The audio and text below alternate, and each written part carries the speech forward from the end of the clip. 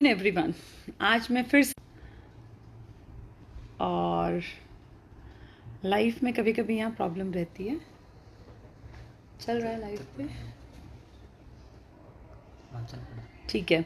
तो आज मैं फिर से आपके साथ हूँ। आज हम लोग सफ़ीदो ब्रांच के स्टूडेंट्स हमारे बीच में आए हुए हैं और बहुत अच्छी एक बहुत मैं कहूँगी कि बहुत ही पावरफुल लेडी हैं जो सफ़ीदो ब्रांच को चला रही हैं।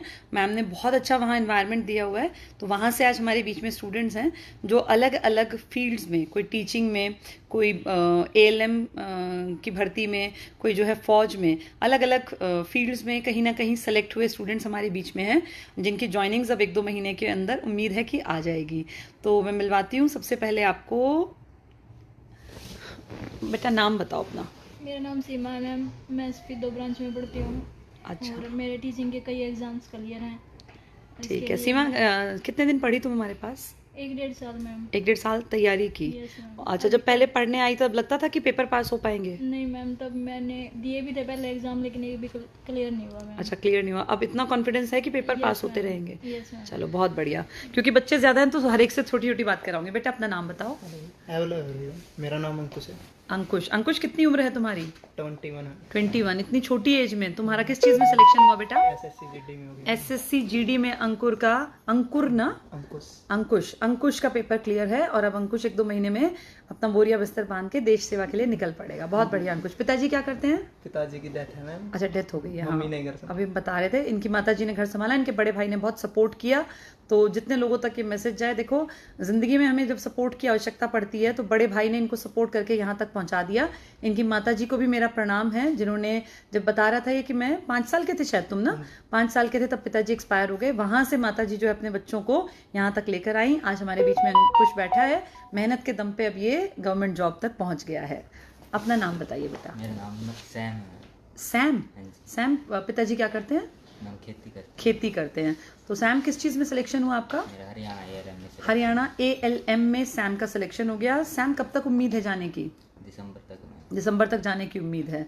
चलो, बहुत बढ़िया। ये एएलएम लाइनमैन होते हैं ना? हाँ जी। Assistant lineman. असिस्टेंट। हाँ, एएलएम में कई पीछे भर्ती में हमारे कई सारे बच्चे लगे थे। तो बेटा पिताजी खेती करते हैं, घर में कोई है नौकरी पर पहले? सरकारी कोई नौकरी? भी नहीं। तुम पहली पूरी सरकारी family नौकरी? में भी। पूरी फैमिली में भी कोई नहीं है, तो तुम पहली सरकारी नौकरी पर हो। कितनी एज हो गई बेटा? 24। 24। कैसा लग रहा है तुम्हारे घर में, खानदान में तुम पहली नौकरी पर हो, सरकारी पर? बहुत अच्छा लग रहा है। घर वालों को भी अच्छा लग रहा होगा? सबको अच्छा लग रहा है। सबको अच्छा लग रहा है। बहुत इज्जत मिल रही है। हाँ, इज्जत मिलती है ना बेटा। मेहनत का फल देखो इज्जत के रूप में सामने आता है। चलो, आपका नाम बेटा? रवि। रवि, कहाँ से हो तुम? अच्छा, सफ़ीदो ब्रांच से ही हो। ब्रांच से तो सारी हो, आसपास के गांव। पिताजी क्या करते हैं रवि? खेती करते हैं। तुम्हारे घर में कितने लोग नौकरी पर हैं? कोई नहीं मैम। तुम भी पहली नौकरी पर? अच्छा, तुम ही पढ़े लिखे हो। किसने सपोर्ट किया फैमिली में? भाई पापा सबने? चलो, बहुत बढ़िया बेटा। किस चीज में हुआ? आर्मी में हो गया। चलो, इसके आगे हमारे बीच में है, क्या नाम है बेटा? शिवम। शिवम, तुम्हारा किस चीज में हुआ? आर्मी क्लर्क में शिवम का सिलेक्शन हो गया। शिवम, घर में सबसे बड़े हो? छोटे हो? अच्छा, एक बहन है। कितने लोग गवर्नमेंट जॉब में है शिवम?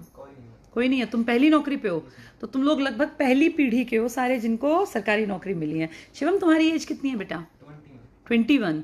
और 20? अच्छा, तुम और यंग एज में हो। अभी अंकुश बता रहा था 21 साल की उम्र है।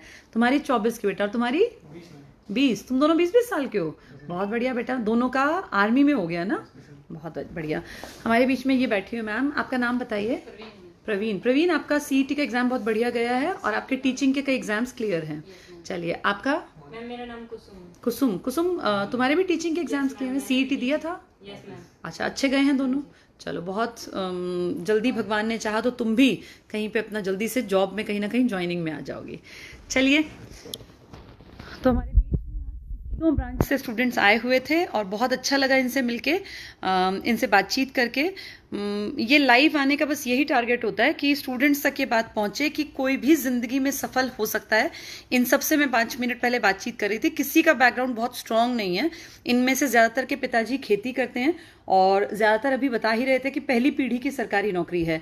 कहने का मतलब ये है कि बहुत रिच लोग जो है उनका इंटरेस्ट तो इसमें होता नहीं गवर्नमेंट जॉब में।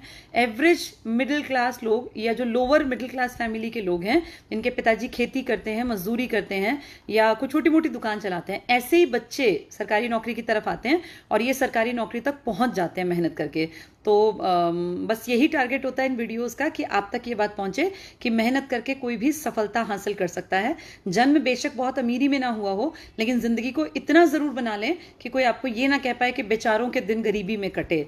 आपकी जिंदगी इतनी जरूर हो कि उदाहरण के रूप में लोग आपके नाम का इस्तेमाल करें कि भाई एक लड़का था या एक लड़की थी जिसके पिताजी तो खेती करते थे, लेकिन बच्चों ने मेहनत करके अपनी पूरी पीढ़ी बदल दी, तो उनमें से आप बने। हमारे बीच में सफीदों ब्रांच से सर हैं, सर से आपको मिलवाती हूँ। सर भी बहुत बड़ा योगदान दे रहे हैं। सर बताइए जरा अपने बारे में थोड़ा सा।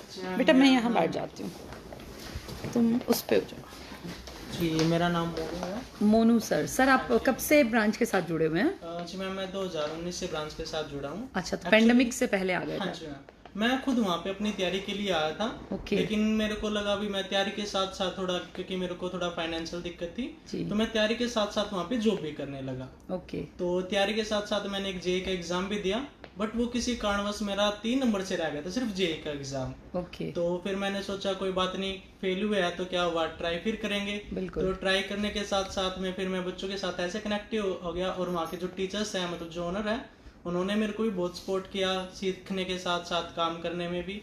तो फिर मैं बच्चों के साथ ऐसे कनेक्ट हूँ कि मैं उनके साथ पढ़ता भी हूँ, उनको मैनेज भी करता हूँ। ठीक है, तो आप थोड़े मैच्योर भी हैं, इसलिए आप उनकी हेल्प भी कर देते हाँ हैं। जी मैम, हाँ जी मैम। ठीक है सर। सफीदो ब्रांच से इतने बच्चों को लाए हैं सर, आपको खुद भी अच्छा फील हुआ होगा। जी मैम, मैं सफीदो ब्रांच से हाल फिलहाल 7 बच्चों को लाया हूँ, और 3 से 4 बच्चों को पहले भी लाया था जी। और अभी मेरा और मेरी ब्रांच का जो मेन मोटिव है वो है सफीदो ब्रांच को सभी बच्चों को यहाँ पर लेके आना। बहुत बढ़िया। क्योंकि प्रिमोल सर जो घड़ी देते हैं वो सिर्फ एक घड़ी नहीं है, वो उन बच्चों को समय बदलने वाली घड़ी है, उन बच्चों का समय है जो वो अच्छा लाने वाली घड़ी है वो।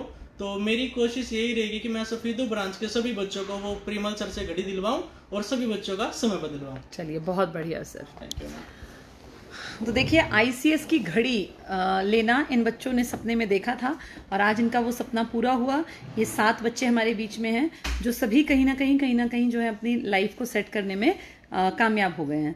तो इनकी ज्वाइनिंग्स आ जाएंगी कुछ महीनों के अंदर और उम्मीद है इनके आगे का जीवन भी बहुत बढ़िया बीतेगा, क्योंकि जब आपको नौकरी मिल जाती है, देखिए जीवन तो है अप्स एंड डाउन्स, ऐसा नहीं है कि जिंदगी एक बार सेट हो गई तो दिक्कतें नहीं आएंगी। दिक्कतें तो अंतिम सांस तक भी आ सकती हैं, लेकिन फाइनेंशियल प्रॉब्लम ना हो, एक जिंदगी स्टेबल हो जाए, हम किसी के सामने हाथ ना फैलाएं, उतनी स्थिति पर अपनी जिंदगी को लाना ये आपकी अपनी खुद की जिम्मेदारी है और आपके हिस्से की मेहनत सिर्फ आपको ही करनी पड़ेगी। आपके पिताजी, माताजी, भाई बहन, आपके हस्बैंड वाइफ या इनफैक्ट टीचर्स भी सिर्फ एक सपोर्टिव रोल प्ले कर सकते हैं। बाकी मेहनत कोई किसी के हिस्से की नहीं करता, जो जितना मेहनत करेगा वो उतना आगे बढ़ेगा। तो जितने लोगों ने मुझे सुना, जितने लोग मुझसे जुड़ रहे हैं, आप सभी लोगों के सामने ये उदाहरण हैं। ये स्टूडेंट्स 20-20 साल के लड़के, 21 साल के, 22 साल के, इन बच्चों ने दिखा दिया कि अगर सही रास्ता पकड़ लिया जाए तो उम्र मायने नहीं रखती। जहां बहुत सारे लोग 25-30 के बाद संभलते हैं, ये 18-19 साल में अपने लाइफ का एक मोटो बना के निकले थे और आज ये हमारे बीच में उस मोटो को अचीव करने के बाद। तो मेरी बहुत सारी दुआएं उन सभी के साथ जो मेहनत कर रहे हैं। मेहनत करते रहिए, मेहनत का कोई पर्याय नहीं है और एक दिन सफलता जरूर मिलती है उसको जो लगातार मेहनत करता रहता है। Thank you.